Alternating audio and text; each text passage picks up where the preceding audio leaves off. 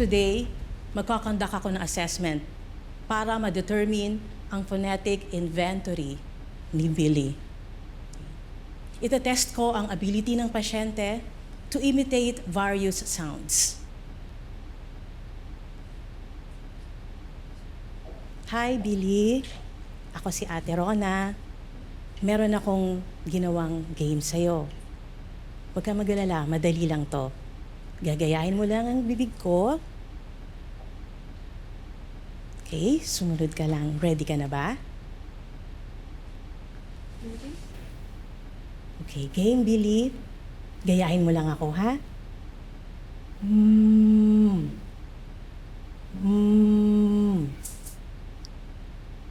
Pagdidikitin mo lang ang lips mo and then relax your jaw. Pagkatapos nun, breathe through your nose para makakreate ng sound. You understand ka na? You wanna try? Okay, deep breath. Paano daw ulit? Can you show her? Breathe through your nose para makakreate ka ng sound. Like this. You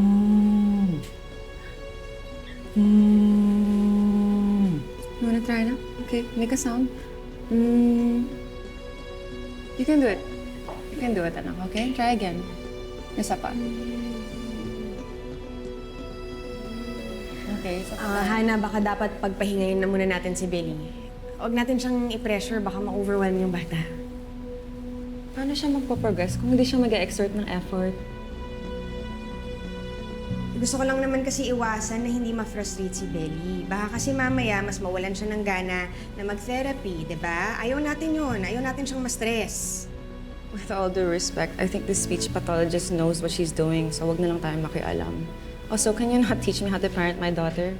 Ginagawa ko lang naman kasi alam kong kaya niya. Hindi, okay. Yan. Mauna na lang ako. Magpapahangin na ako sa labas kasi mukhang alam na naman ni Hana lahat ng ginagawa niya. Christy, sandali lang. Okay lang. Anak. Okay, anak, let's try again. Try mo yan, anak, okay? Anak. Ay, ganyan.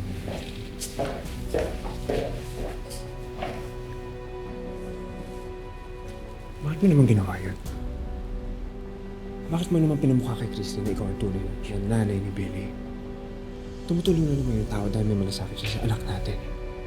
Bakit? Hindi ko kasalanan na offend siya. Pinupush ko lang naman si Billy kasi alam kong kaya niya. It's not my fault that she thinks...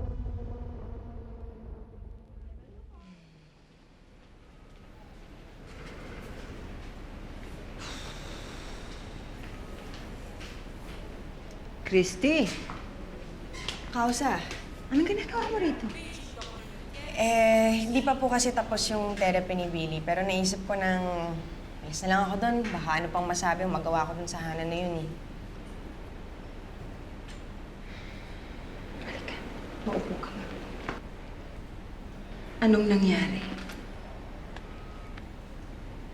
Kausa, alam ko naman po kasi na siya talaga ang tunay na ina ni Billy. Alam ko yun. Pero kung umasta kasi siya, parang siya lang nakakaalam kung anong makakabuti kay Billy. Kailan lang ba siya dumating? Gaano niya ba kakilala si Billy?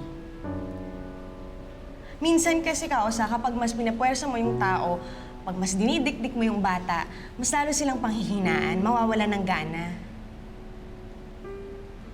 Ang dapat mong gawin, bumalik ka doon, tapos sabihin mo sa kanilang lahat kung ano yung sinabi mo sa akin.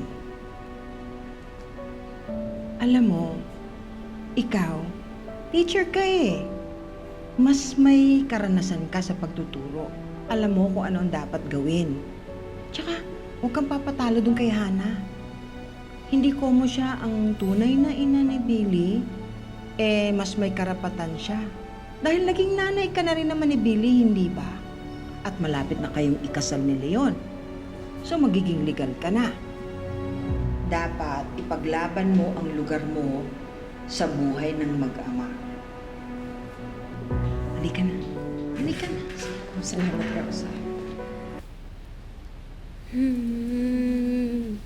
Nagkakaintindihan tayo. Oh my God, she's doing it! Anak! Anak, Oh my God, ang galing mo. I knew you could do it. anak, She could do it, I told you. anak. Ayan, sige. Sige pa, ayan. Yes, anak. Laban na mo. Good Ayos ka na, girl. ayan. I'm so proud of you. I knew you Ayan, could do it. ayos ka na. Sige. Mother's always right. Ang galing mo, anak. I'm so happy.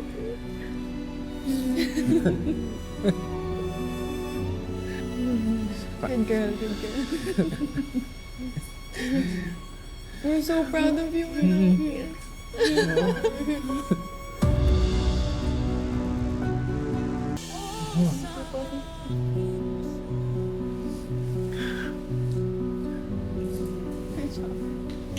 Ay. Christy? Sandali lang, anak ha. Wait, where are you going? Hindi pa tapos yung therapy niya. Dali, tatawagin ko lang si Christy, sasabihin ko sa kanya yung magandang balita. Ano mo na yun? Kung sana siyang babalik. Ana, kailangan nandito siya. Sigurado kong gaganahan niya si Billy kapag nandito siya. Sige na.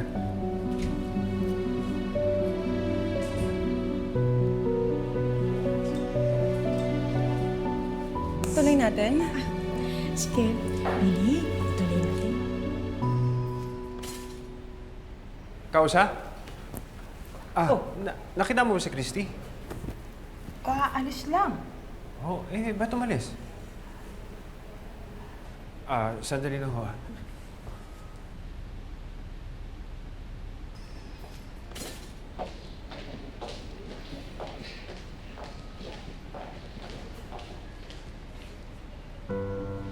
Christy!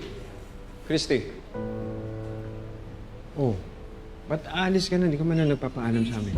Pasensya na, bigla kasing sumama yung pakiramdam ko eh. Text sana kita para inform ka.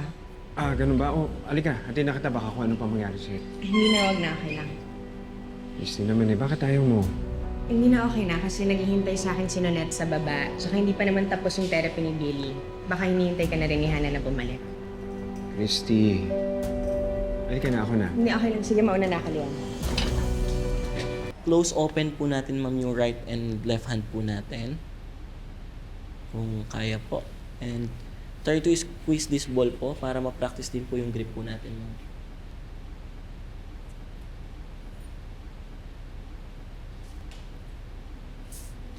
Alright.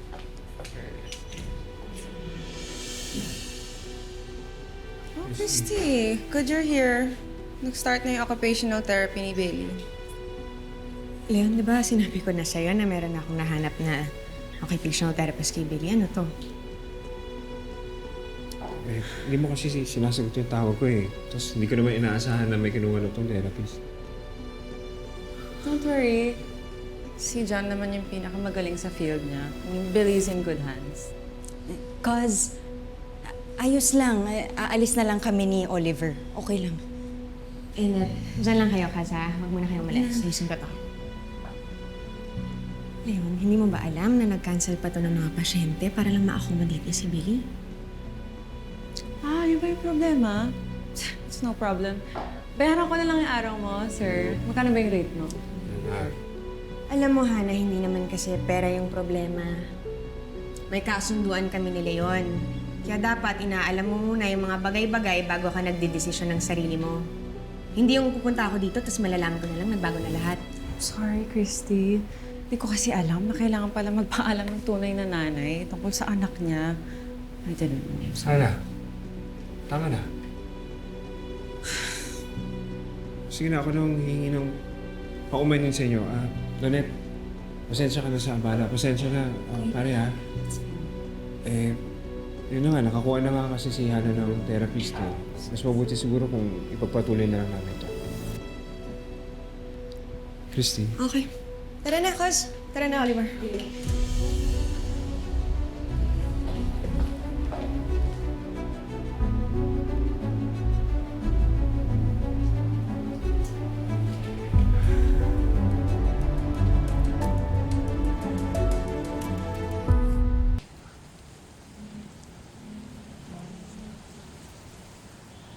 Christy.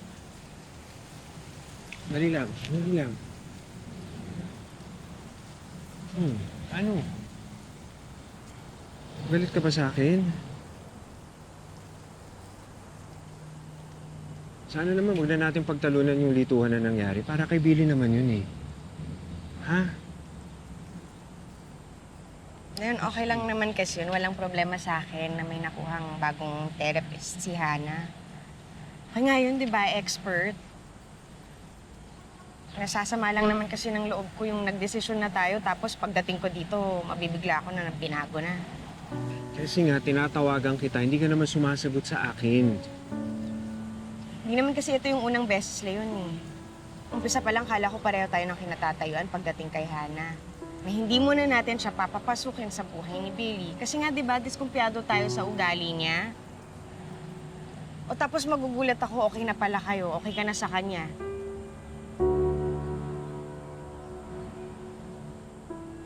Mula nung dumating yan si Hana, pakiramdam ko para na akong outsider. Parang pinagsisiksikan ko na yung sarili ko. Hindi naman totoo yan. Huwag mo isipin yan, ha? Lola, yun kasi, yun yung nararamdaman ko. Pakiramdam ko si Hana na lang yung laging tama, siya na lang yung lagi mong pinakikinggan. Kaya para wala na lang problema, ako na lang yung aatras. Okay? Ako na lang. Sandali. Kasi sandali lang. Huwag na, Leon. Huwag mo nang ipilit. Okay? Kaya mo na ako. Okay na. Mami, pwede po ba ako maglaro doon sa slide? Oh, sige, basta huwag kang lalayo masyado, ha? Sige po. Dito lang kami ni Daddy Jordan mo. ka.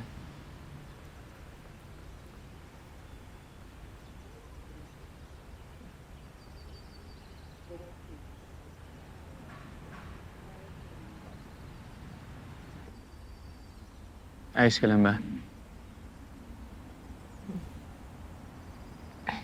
Ayos lang ako, Jordan. Ang lalim kasi na iniisip mo eh. May problema ba, Christy? Okay lang ako, Jordan. Huwag mo na akong intindihin. Alam mo, ang tagal na kitang kilala. Kahit papaano alam ko kapag may dinadamdam ka. Anong problema? Nandito naman ako, pwede mong kausapin. Alam po, awkward na magkwento ka sa akin dahil sa mga nangyari. Pero baka pwede mo isipin na isa akong stranger na hindi mo kilala. Di ba mas madaling magbuga ng sama ng loob sa taong hindi mo kilala? Kasi pakikinggan ka lang niya, hindi ka niya i-judge. That's what I'm gonna do. Dito lang ako, papakinggan kita.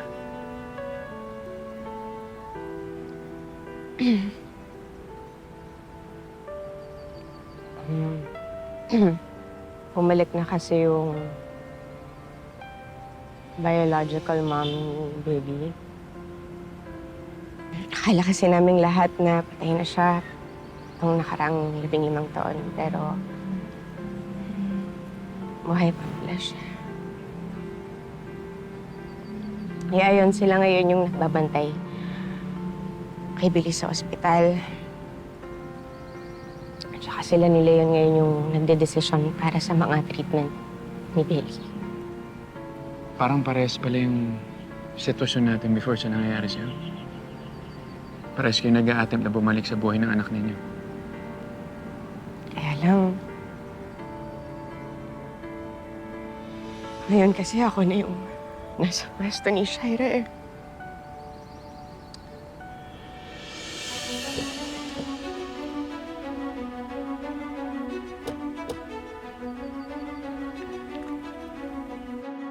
Shaira, ba't tayo magpunta dito? Di ba bawal to? Di ba hindi ka na allowed sa supervised visits kay Tori? Minsan lang yung ganitong pagkakataon, Leslie. Gusto kong makita ko anong ginagawa nila kapag wala ko, kaya sumunod ka na lang sa akin. Pakiramdam ko, walan ako ng karapatan.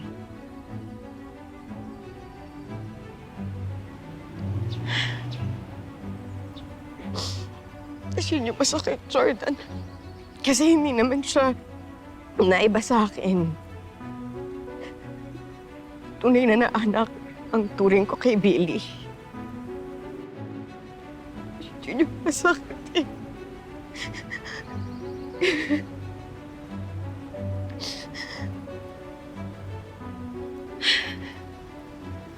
Alam mo, Christy, gets kita. Masakit talaga sa pakiramdam pag parang wala ka nang say sa anak mo.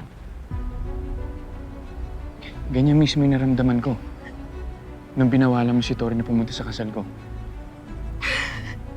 Pero tingnan mo nangyari.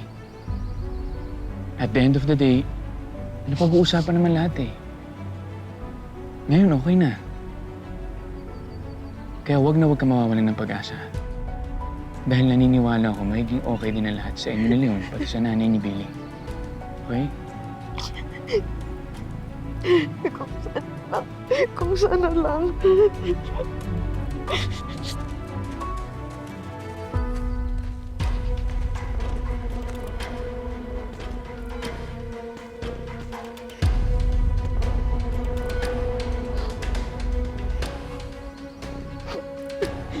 Ilabas mo lang yan, ha?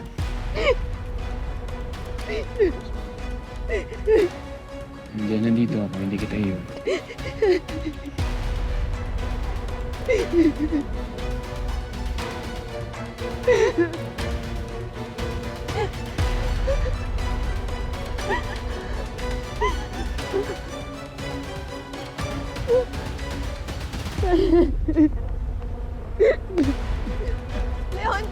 Leon, Jordan! Teka lang! Teka lang! Sa'yo mo si Christy! Mali ka naman na iniisip eh! Huwag niyo akong gawing tanga! Leon, ano ba? Tama na! Tumigil na kayo! Ano ba? Huwag niyo nang gawin yan! Tama na, Leon! Jordan! Leon! Tama na! Layo mo na kasi si Christy! Dumi ng utak mo eh! Ako bang madumi utak yan? Ako? Ha? Hoy, tama na, Leon! Ano ba? Tuntalan mo na! Tuntalan mo na! Tumigil na kayo! Ano ba? Magpapatayan ba kayong dalawa? Tama na! Tama na! Jordan! Tati Jordan! Tito Leon, please stop na po. Anak, I'm so sorry. I'm so sorry. Hindi mo dapat ito nakikita. Tama na. Halika na, Jordan. Malis na tayo. Sorry. Malis na tayo. Let's go!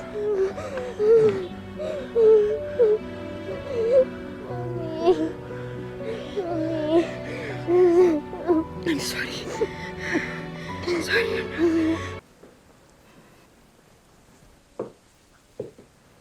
Alam mo, Leon, hindi mo na dapat sinugod si Jordan. Alam mo namang nandun si Tori. Gusto mo matrauma ulit yung bata? Eh, nang dalim yung paningin ko nung nakita ko kayo magkayakap ni Jordan eh. Kasalanan ko pa ba yun na makita yun ni Tori? Okay, fine. Inaamin ko. Pagkakamali din ako. Hindi ko na dapat pinaabot sa ganun. Pero sana kasi inalam mo muna yung buong kwento. Dinadamayan lang naman ako ng tao eh. Kasi masama yung loob ko. Dahil may pinagdadaanan ako. Oy, bakit siya kinausap mo? Hindi ako. Tayo ay ikakasal. Kung may problema ka, ako kausapin mo. Kung nagtatampo ka sa akin, bakit hindi si mama mo kausapin mo? Bakit hindi sunod eh? Kahit hindi nga si Meldy kausapin mo eh. Bakit siya ang pinili mo? Kasi Leon, hindi ko naman pinili si Jordan eh. Nagkataon lang, siya yung nandoon. Hindi ko na kinaya sumabog na yung dibdib ko. Sama na ng loob ko. Walang ibang kahulugan yung yakap na yun. Dinadamayan niya lang ako. Oh, kung sa'yo walang kahulugan yun, sa kanya meron. Tuwang-tuwa siya nung niyayakap ka niya. May mali siya yun sa kanya. Naiintindihan mo ba yun? At sinasamantala niya lahat na kailangan mo kanina. Sige, Leon. Sige, yan paniwalaan mo. Wala naman akong mababago dyan sa pag-iisip mo, di ba? Okay, fine. Mag-usap na lang tayo ulit kapag handa ka na at bukas na yung isip mo.